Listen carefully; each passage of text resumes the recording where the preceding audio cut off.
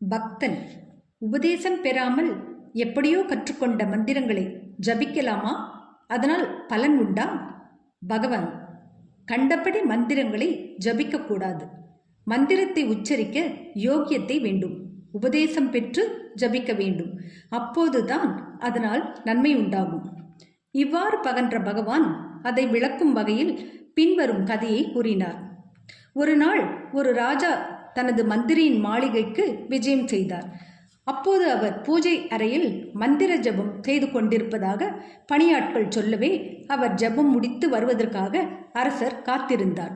ஜபத்தை முடித்து கொண்டு மந்திரி வந்தவுடன் அரசர் கேட்டார், என்ன மந்திரம் ஜபித்தீர்கள்? காயத்ரி மந்திரம் என்றார் மந்திரி. எனக்கும் அந்த மந்திரத்தை கற்றுக்கொடுங்களேன் என்று அரசன் கேட்டபோது மந்திரி பணிவடக்கத்துடன், நான் அதனை மற்றவருக்கு வழங்க அருகதையற்றவன் என்று தட்டி கழித்தார்.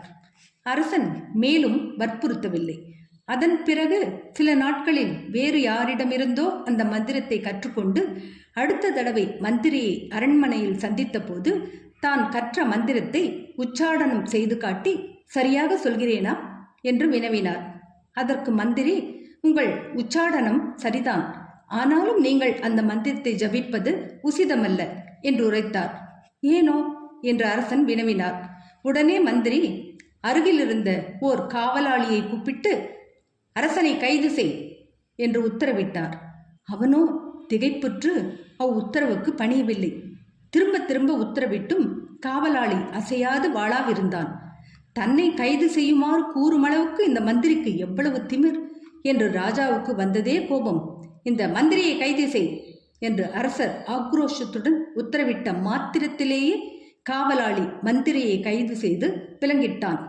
மந்திரி சிரித்தார். சொன்னார், அரசே, நீங்கள் ஏன் என்று கேட்டீர்களே, அதற்கான விளக்கம் இது. அதெப்படி என்று கடுகடுத்தார் அரசர். எவ்வாறென்றால், உத்தரவு ஒன்றேதான், அதை நிறைவேற்றுபவனும் அதே காவலாளிதான். ஆனால் அதிகாரம் வகிப்பவரோ வெவ்வேறு. நான் உத்தரவு இட்டபோது அதற்கு பலன் இல்லை. ஆனால் நீங்களே அதே உத்தரவு இட்டபோது உடனடியாக பலன் கிட்டியது. இதுபோன்றுதான் மந்திர உச்சாடனமும் என்றார் மந்திரி மந்தகாசத்துடன்.